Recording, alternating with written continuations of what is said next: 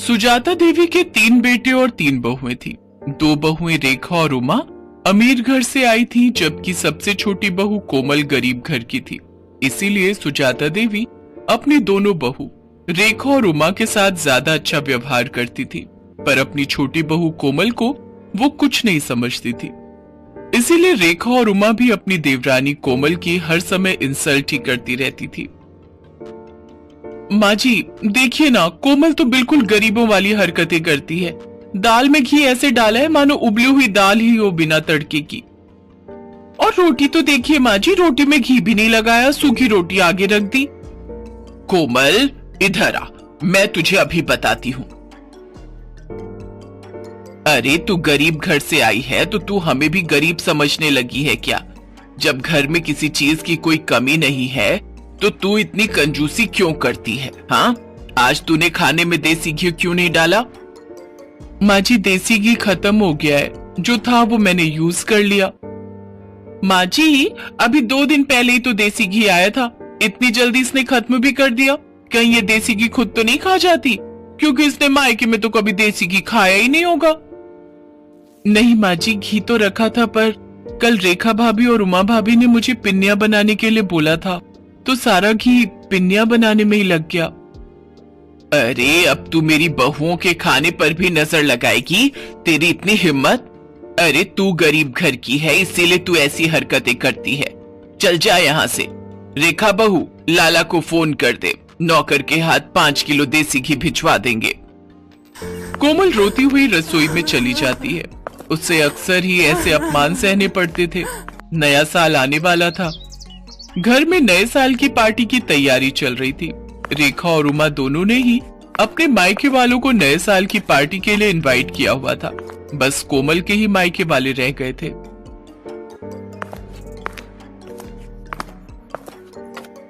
माँ जी हमने अपने अपने घर में तो सबको बोल दिया है नए साल पर आने के लिए, पर कोमल के घर वालों को बोलना भी रह गया है। कैसे करना है फिर? अरे छोड़ो ना, उन भिखारियों को बुलाने की क्या जरूरत है। पार्टी में तुम दोनों के घर से सब लोग आ जाएंगे। अब तुम्हारे मायके वालों में और कोमल के मायके वालों में बहुत फर्क है। नहीं माँ जी ऐसा मत कीजिए, मैं तो कहती हूँ इसके मायके वालों को बुला ही लेते हैं। सबके सामने उनका ऐसा अपमान करेंगे कि ये हमेशा याद रखेंगी। कान इधर लाइए, मैं आप सबको समझाती हूँ।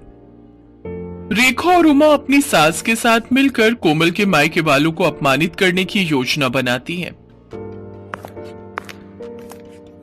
बहू, घर में नए साल की पार्टी है, रेखा और उमा के मायके वाले भी आ रहे हैं, तो मैं चाहती हूँ कि तुम भी अपने मायके वालों को न्योता दे दो।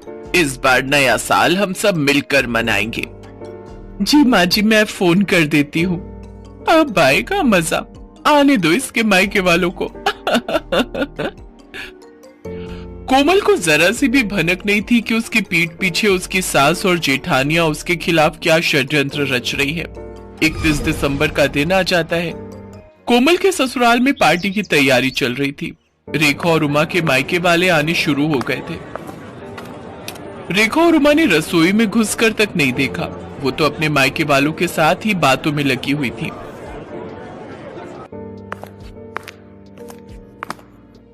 कोमल बहू, मेहमानों को पकवान परोस दिए ना? अच्छे से घी मिर्च मसाले बढ़िया डाले हैं ना? कोई कंजूसी मत करना। मेहमान खुश होकर जाने चाहिए। और तुम्हारे माता पिता भाई बहन सब कहाँ रह गए? बड़ी देर कर दी उन्होंने आने में। वो लोग भी समय पर आ जाते तो पार्टी का मजा ले लेते। जी माँ जी, मैंने सबको खाना परोस दिया है और वो मम्मी से मेरी बात हुई थी, बस पहुंचने वाले हैं। तभी कोमल के मम्मी पापा और भाई बहन आ जाते हैं। नमस्ते जी नमस्ते, आओ आओ, बड़ी देर कर दी आप सबने आने में। आज 31 दिसंबर की वजह से बहुत भीड़ थी, ऑटो भी नहीं मिल रहा था। बड़ी मुश्किल से ऑटो मिला तो हम पहुंचे हैं। हाँ, मैं तो भूल ही गई थी। वो रेखा बहू और उमा बहू के घर वाले गाड़ी से आए हैं ना, तो मुझे आप लोगों का ध्यान ही नहीं रहा कि आप लोगों के पास तो गाड़ी ही नहीं है, और आप लोगों की तो इतनी हैसियत भी नहीं है कि गाड़ी खरीद सको। खैर छोड़ो, आओ आप सबको रेखा बहू और उमा बहू के घर वालों से मिलवाती हूँ। समधन जी, ये कुछ मिठाई लाए थे नए साल के आने की खुशी में। रख दीजिए। वैसे हमारे घर तो वो बड़ी दुकान है ना जो बाजार में है, वहीं से शुद्ध घी की मिठाई आती है। देखते हैं, अगर हमने नहीं खाई तो घर के नौकरों को दे देंगे, उनका भी तो नया साल है। कोमल सब सुन और समझ रही थी। वो अब तक ये जान चुकी थी कि उसके मायके वालों का बहुत अपमान हो रहा है, पर वो उस समय चुप रही। कोमल की जेठ जेठानी अपने अपने घर वालों की आवभगत में व्यस्त हो गए। सूरज ये सब देख रहा था।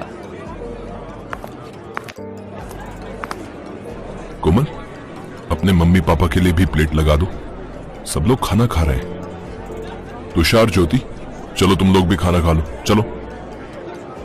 जी हाँ, बस मैं लगा ही रही हूँ। मम्मी पापा, तुषार, ज्योति, आओ बैठो, मैं आप सबको भी खाना परोस देती हूँ। कोमल जैसे ही खाना लेने रसोई में जाती है, वो देखती है सारे बर्तन खाली थे, उसमें खाना था ही नहीं। कोमल घबरा जाती है। अरे, बर्तनों में तो खाना ही नहीं है, मैंने तो बहुत सारा खाना बनाया था। क्या हुआ कोमल, तुम परेशान क्यों? अपने घर वालों के लिए खाना लगाओ। अच्छा नहीं लगता वो सब ऐसे ही बैठे हुए। क्या खाना लगाऊं? खाना तो बचा ही नहीं है। मैंने इतने सारे पकवान बनाए थे, बल्कि ज्यादा ही बनाए थे। रसोई में तो कुछ भी नहीं है। अच्छा नहीं लगता सबसे इस बारे में पूछना। रुको, मैं कुछ करती हूँ। पर ऐसा कैसे हो सकता है? अगर तुमने ज्यादा खाना बनाया था तो आखिर खाना खत्म कैसे हो गया? मैं अभी माँ और भाभीियों से ये बात पूछता हूँ। नहीं नहीं, अच्छा नहीं लगता, सब मेहमानों के बीच में बैठे हैं। कोई नहीं, मैं सबके लिए कुछ और बना देती हूँ, थोड़ी देर लगेगी। रुको, मैं बाजार से कुछ ऑर्डर करता हूँ। तुम कहाँ इतनी जल्दी जल्दी सब कुछ बना पाओगी? नहीं नहीं, बाजार का मंगवाओगे तो सबको पता चल जाएगा। आप टेंशन मत लो, मैं कुछ बना लेती हूँ। कोमल के मायके वाले बहुत देर तक बैठे रहे। कोमल सूरज को कुछ मंगवाने के लिए भी मना कर रही थी, क्योंकि उसके मम्मी पापा वगैरह को तो ये बात पता थी कि कोमल ने सारा खाना घर पर ही बनाया है। कोमल अपने मम्मी पापा का सम्मान रखने के लिए जल्दी जल्दी पूड़ियां और साथ में आलू की सब्जी बनाने लगी। तभी उसकी सास और दोनों जेठानी रसोई में आ गई। अरे कोमल, तुम ये पूड़ियां क्यों तल रही हो? इतना सारा खाना तो बचा हुआ है। अरे भाभी, आप समझते क्यों नहीं हो? कोमल अपने मम्मी पापा, अपने भाई बहनों को गरम गरम खाना खिलाना चाहती है। इसने हमारे घर वालों को तो ठंडा खाना खिला दिया, अब अपने घर वालों को बढ़िया पकवान खिलाना चाहती है। इसके घर वालों ने कभी ऐसा बढ़िया खाना खाया नहीं होगा ना, तभी ये ऐसा कर रही है। जब इतना खाना पड़ा था तो ये सब बनाने की क्या जरूरत थी बहू? ये देखो कितना सारा खाना बचा हुआ है। ये थोड़ी है कि हम अच्छे खासे पैसे वाले हैं तो खाने की बर्बादी करें। माँ जी, थोड़ी देर पहले तक ये खाना नहीं था। रसोई में सारे बर्तन खाली थे। मुझे नहीं पता था कि भाभीियों ने सारा खाना कमरे में रखा हुआ है। मुझे सब समझ आ गया है माँ जी। मैं चाहे जितना मर्जी आप लोगों के लिए कर लूं, पर आप लोग जानबूझकर मुझे अपमानित करना हमेशा से ही चाहते हो। कमरे में मेरे मम्मी पापा और मेरे भाई बहन बैठे हुए हैं। अब मेरा मन नहीं है कि मैं इस घर में रुकूं। मैं उन लोगों के साथ अपने घर जा रही हूँ, अपनी माँ के घर। मुझे तो ऐसा लगता है कि यहाँ पर कोई मेरा अपना है ही नहीं। सूरज जी, मैं यहाँ नहीं रुक सकती।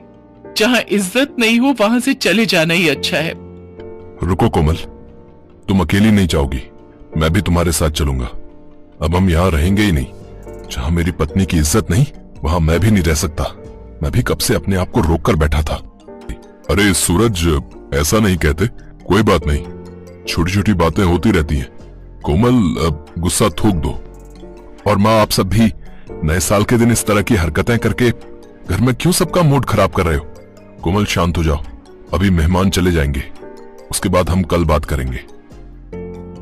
कोमल की सास और जेठानियां यही सोच रही थी कि शायद उन्होंने कुछ ज्यादा ही गलत कर दिया, पर अब बहुत देर हो चुकी थी। सूरज और कोमल ने अलग रहने का फैसला कर लिया और कुछ ही दिनों बाद वे दोनों अलग रहने चले गए। कोमल की सास और जेठानियों को बाद में खुद पर पछतावा होने लगा, क्योंकि कोमल के रहते उन्हें कोई काम ही नहीं करना पड़ता था। पर कोमल के जाने के बाद उनके सिर पर घर की सारी जिम्मेदारी आ गई और उन्होंने कोमल जैसी अच्छे स्वभाव वाली बहू का साथ खो दिया। कोमल अपने पति सूरज के साथ अपने छोटे से घर में सुकून से नए साल में नई जिंदगी की शुरुआत करती है।